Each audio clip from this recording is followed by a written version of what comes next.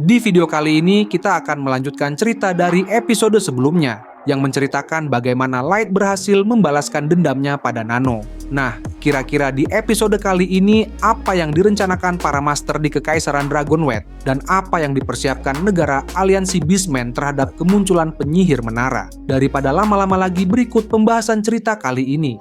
Bisa dikatakan, Kekaisaran Dragonwed terletak di sebelah timur benua. Meskipun wilayahnya terbilang luas, kekaisaran ini dikelilingi oleh lautan dan hutan lebat, sehingga akses menuju wilayah tersebut sangat terbatas. Bahkan, dibandingkan dengan ke-9 negara lainnya, Kekaisaran Dragonwed memiliki informasi yang jauh lebih sedikit karena letak geografisnya serta tingkat kerahasiaan yang jauh lebih tinggi dibandingkan negara-negara lain. Saat ini, di Kekaisaran Dragonwed, tepatnya di suatu tempat yang tampak sangat rahasia, terlihat sekelompok pria tengah mengadakan rapat tertutup di dalam sebuah mansion. Pertemuan itu berlangsung dalam suasana serius, membahas suatu masalah penting yang tidak bisa dibicarakan sembarangan. Pada saat itu, Hisomi mulai membuka topik pembicaraan dengan menyinggung tentang Kava yang sudah lama tidak memberikan laporan rutin. Ia menyampaikan kemungkinan terbesar bahwa Kava telah terbunuh dan misi penyelidikan yang diberikan padanya berakhir dengan kegagalan. Mendengar hal tersebut, Hiro berpendapat bahwa mungkin saja Kava hanya lupa melapor, atau bisa jadi ia diserang oleh monster kuat atau menghadapi situasi tak terduga lainnya. Namun, Hisomi langsung membantah anggapan itu. Menurutnya, hal semacam itu hampir mustahil terjadi pada Kava, mengingat Kava selalu memberikan laporan rutin meskipun terkadang mengalami sedikit keterlambatan. Bahkan, walaupun Kava merupakan hasil dari kegagalan proyek Avatar, ia tetap merupakan gabungan tubuh para petualang tingkat atas dan manusia laki-laki yang berada dalam kondisi fisik prima. Terlebih lagi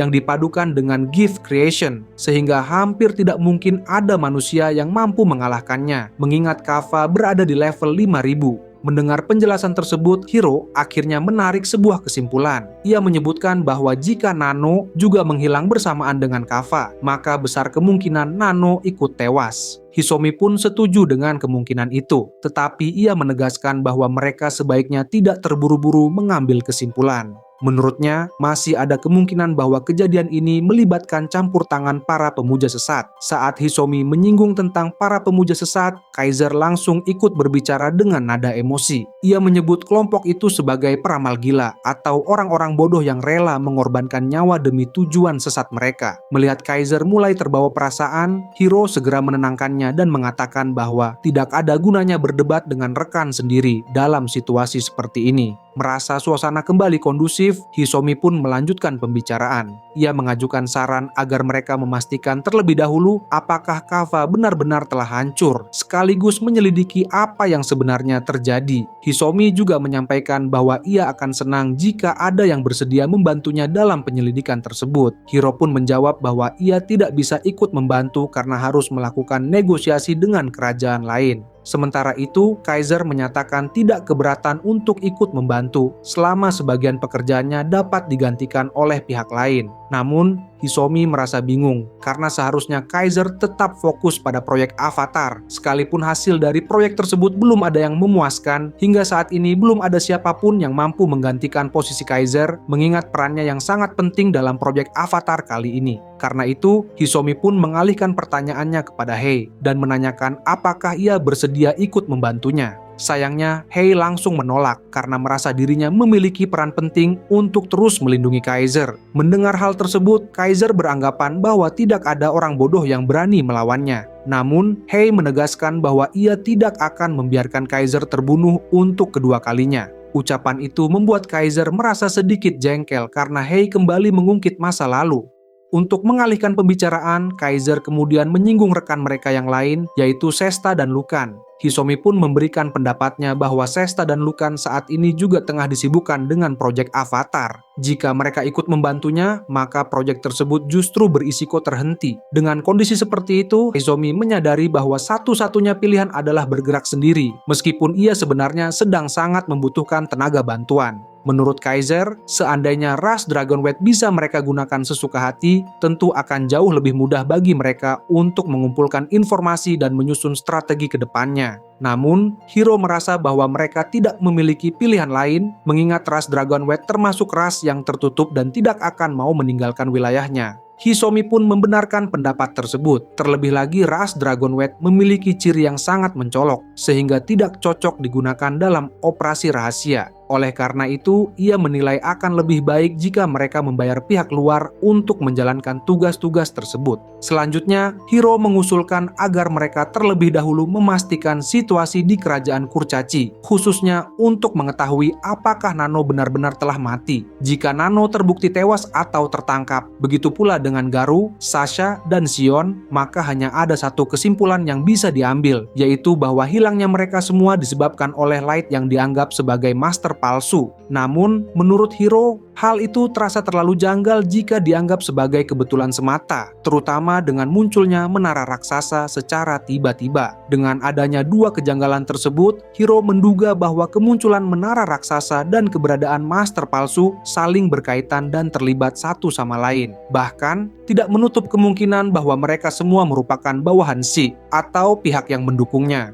Berdasarkan berbagai kemungkinan itu, Hiro pun mengusulkan agar mereka bekerja sama dengan ras Beastmen untuk melawan penyihir menara raksasa. Mendengar usulan tersebut, Hisomi pun menanyakan alasan dibalik gagasan itu. Hiro kemudian mulai menjelaskan dari hal yang paling mendasar. Ia menyebutkan bahwa bangunan besar yang dikenal sebagai menara raksasa telah muncul di sekitar kerajaan Elf, dan seluruh pasukan White Knight yang mencoba menyusup ke dalamnya justru musnah tanpa sisa. Tidak lama setelah itu, seorang gadis yang mengaku sebagai penyihir menara muncul di istana kerajaan Elf bersama ratusan naga, memaksa Ratu Elf untuk patuh dan bahkan memutuskan kemerdekaan ras manusia. Selain itu, negara Dark Elf kini juga berada di bawah kendali penyihir menara melalui cara yang serupa. Karena asal-usulnya yang sangat mencurigakan, Hiro menduga bahwa penyihir menara merupakan bawahan Shi. Oleh sebab itu, mereka perlu melakukan penyelidikan lebih lanjut. Di saat yang sama, klon Hisomi yang tersebar di seluruh dunia berhasil menemukan informasi yang cukup menarik. Diketahui bahwa ada seorang wanita yang bukan bagian dari pasukan White Knight berhasil memasuki menara raksasa, dan wanita tersebut bernama Sasha, sosok yang sebelumnya pernah mengikuti misi untuk membunuh master palsu di Abyss. Selain Sasha, terdapat satu orang lagi yang memiliki peran serupa dan juga ditugaskan untuk membunuh master palsu, namun kini dilaporkan menghilang saat melakukan pencarian di Abyss. Tidak hanya itu, ada pula Shion yang mengalami nasib serupa. Setelah tempat penelitiannya berubah menjadi sebuah dungeon dan dungeon tersebut dihancurkan oleh para petualang, Shion dinyatakan tewas tanpa meninggalkan jasad sedikit pun. Dari situ, ketiganya memiliki satu kesamaan, yaitu sama-sama terlibat dalam misi pembunuhan master palsu dan menerima hadiah besar atas tugas tersebut. Namun, setelah 3 tahun berlalu, mereka bertiga justru tewas. Dan hal ini terasa terlalu aneh jika dianggap sebagai kebetulan semata. Karena itu, Hiro mulai berasumsi bahwa master palsu yang dikabarkan telah terbunuh, yakni seorang anak laki-laki bernama Light, sebenarnya belum mati dan kini telah menjadi bawahan Shi. Ia menduga bahwa Light lah yang membangun menara raksasa sebagai bagian dari rencana balas dendamnya, sekaligus berperan sebagai penyihir menara dalam rencana besar tersebut. Kaiser sendiri tidak begitu yakin dengan asumsi itu, mengingat dalam laporan disebutkan bahwa penyihir menara adalah seorang perempuan, sedangkan Light merupakan anak laki-laki. Bahkan jika dikatakan bahwa Light menggunakan sihir penyamaran, faktanya perilaku dan suaranya juga sangat berbeda. Terlebih lagi, penyihir menara disebut mampu mengendalikan banyak naga serta menggunakan sihir tingkat lanjut, sehingga secara teori identitas mereka sudah jelas merupakan dua orang yang berbeda. Hiro pun setuju bahwa sulit untuk memastikan penyihir menara adalah Light. Namun, ia menegaskan bahwa masih ada kemungkinan kedua sosok tersebut saling terlibat dan memiliki hubungan satu sama lain. Itulah sebabnya Hiro mengajukan usulan agar salah satu dari mereka menyusup ke dalam menara raksasa dan tidak bertindak ceroboh, agar petunjuk yang ada tidak hilang. Selain itu, mungkin saja terdapat informasi lain mengenai para master yang berpihak pada ras iblis. Di sisi lain, ada pula kemungkinan bahwa Light dan penyihir menara bekerja sama untuk menjebak Nano, mengingat Nano bisa jadi merupakan target berikutnya. Hisomi kemudian berpendapat bahwa meskipun proyek Avatar dapat dikatakan tidak sepenuhnya gagal, karena mereka telah bersusah payah menciptakan Kava, besar kemungkinan Kava telah ditangkap dan dibunuh bersama Nano, mengingat keterlibatan keduanya dalam rencana senjata terkutuk. Dan itu, Kava tampaknya tidak mampu melarikan diri menggunakan teleportasi maupun berkomunikasi melalui telepati. Hal ini semakin menegaskan bahwa Kava, makhluk klon berlevel 5000 tersebut, telah dimusnahkan tanpa sempat meninggalkan informasi apapun. Jika Nano benar-benar bernasib sama seperti 3 orang sebelumnya, Hiro menilai akan sangat sulit bagi mereka untuk memancing pihak penyihir menara. Ditambah lagi, besar kemungkinan ada bawahan Shi yang turut membantu dari balik layar. Apabila mereka bergerak secara gegabah dan justru terjebak, maka rencana proyek Avatar berisiko mengalami kebuntuan dan tidak dapat dilanjutkan. Oleh karena itu, Hiro menekankan bahwa mereka perlu mengumpulkan lebih banyak informasi dan memanfaatkan ras Beastman yang tidak takut akan kematian.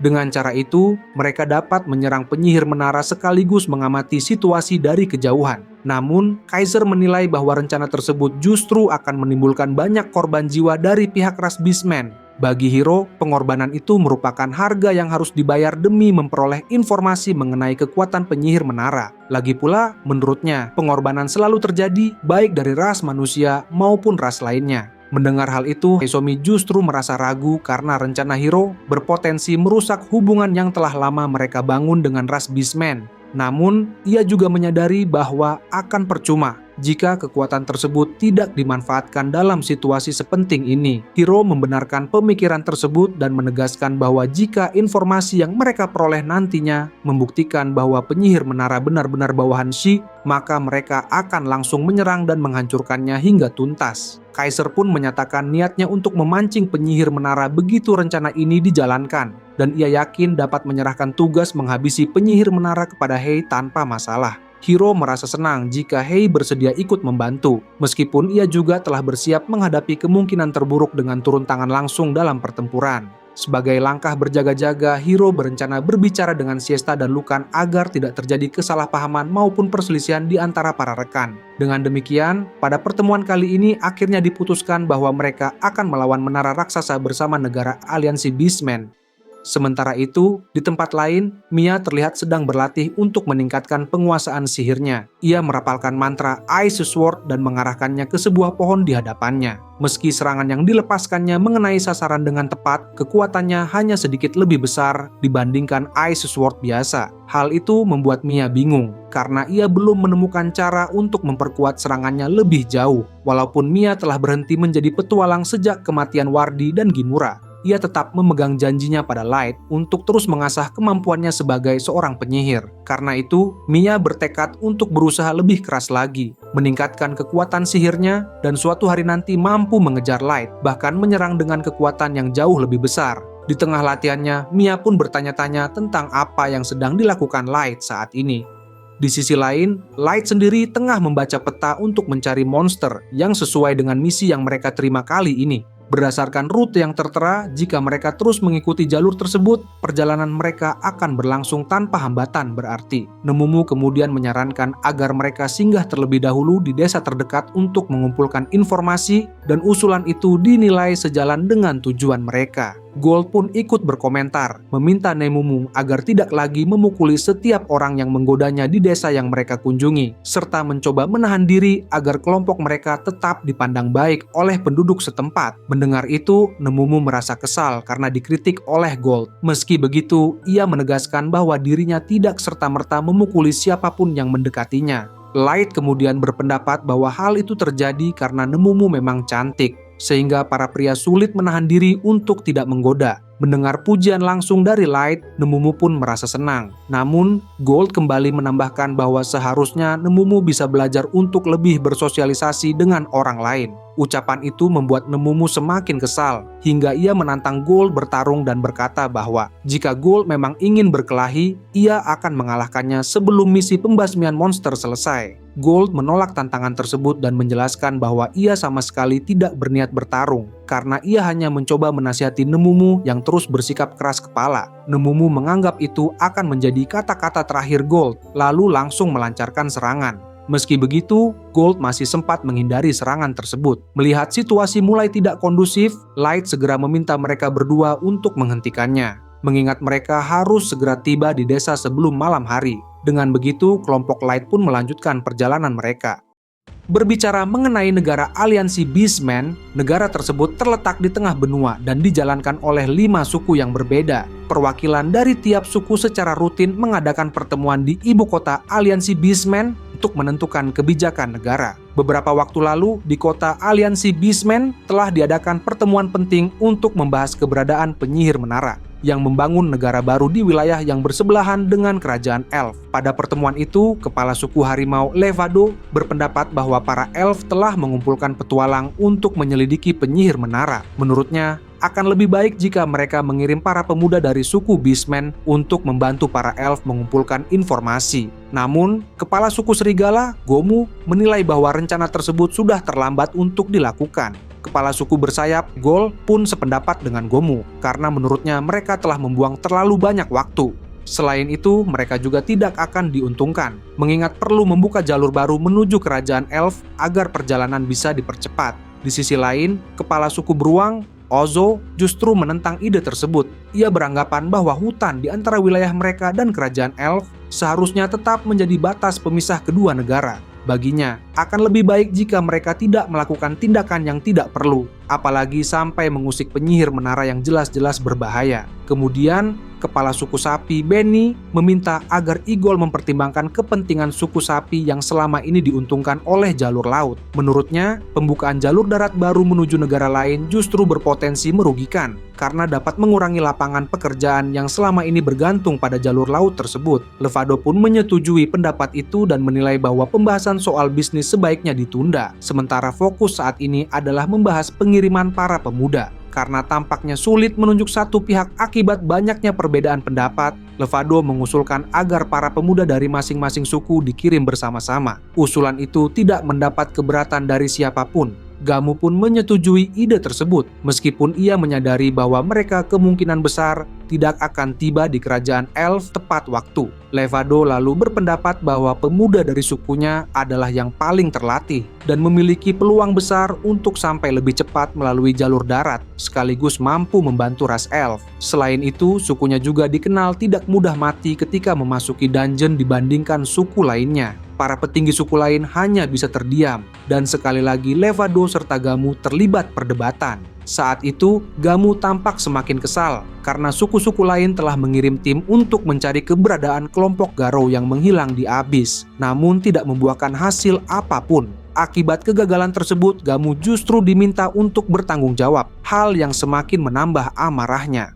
Setelah pertemuan berakhir, Gamu kembali ke kediamannya dan melampiaskan emosinya dengan menyiksa budak manusia secara kejam dan berulang kali. Setelah merasa puas, ia memerintahkan agar budak tersebut disingkirkan. Bagi Gamu, budak manusia tidak lebih dari mainan yang bisa dibeli kapan saja, dan jika rusak, tinggal dibuang lalu diganti dengan yang baru. Namun, yang paling mengganggunya bukan hanya itu, melainkan sikap Levado yang terus menghina suku serigala. Gamu merasa martabatnya tercoreng karena Garo, yang awalnya ia tunjuk sebagai penerus, justru menghilang tanpa jejak. Kemudian, Gimus bertanya apakah tidak bermasalah meminjamkan para pemuda untuk membantu ras elf, mengingat hal itu akan membutuhkan banyak biaya, meskipun di sisi lain juga merupakan sebuah kesempatan yang berharga. Menanggapi hal itu, Gamu berkata bahwa Gimus seharusnya memahami cara kerja dunia. Ia lalu mengingatkan kejadian di masa lalu, ketika banyak suku Beastmen kewalahan menghadapi serangan goblin dalam jumlah besar. Bahkan saat itu muncul Raja Goblin dan Goblin Superior yang mulai menyerang kota Beastmen.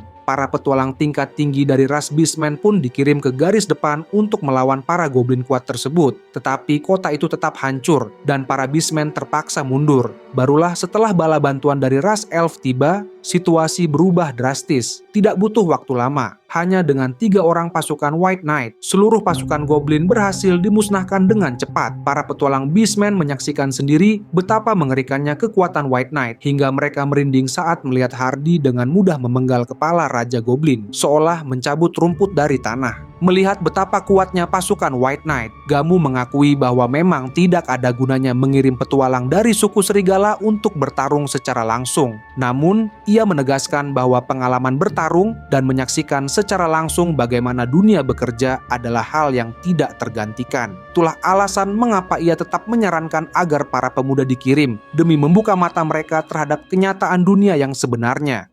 Beberapa waktu kemudian, dalam pertemuan suku berikutnya, Gamu terkejut begitu mendengar kabar bahwa pasukan White Knight telah dikalahkan. Gol mengaku sama terkejutnya, karena ia tidak pernah menyangka pasukan White Knight yang dikenal sangat kuat bisa tumbang di tangan penyihir menara. Levado pun merasakan keterkejutan yang sama, terlebih setelah mengetahui bahwa penyihir menara telah mendeklarasikan kemerdekaan bagi para budak ras manusia. Menurutnya, jika hal ini dibiarkan, situasi tersebut akan membahayakan negara Beastmen, dan suatu hari penyihir menara bisa saja mengambil alih kekuasaan. Benih berpendapat bahwa ras elf yang memiliki harga diri tinggi tentu tidak akan tunduk dengan mudah. Selain itu, masih terdapat wilayah hutan yang menjadi pemisah antara negara Beastmen dan kerajaan elf, sehingga kecil kemungkinan penyihir menara akan langsung melancarkan serangan. Namun, Zo mengingatkan agar Benny tidak melupakan fakta bahwa penyihir menara memiliki ratusan naga yang mampu terbang dan menyerang negara lain kapan saja. Mendengar hal itu, Benny pun menyadari bahwa situasi saat ini dapat berkembang menjadi masalah besar, sehingga mereka harus segera mengambil tindakan. Levado menilai bahwa langkah terbaik saat ini adalah mengumpulkan informasi sebanyak mungkin mengenai penyihir menara sebelum bertindak lebih jauh.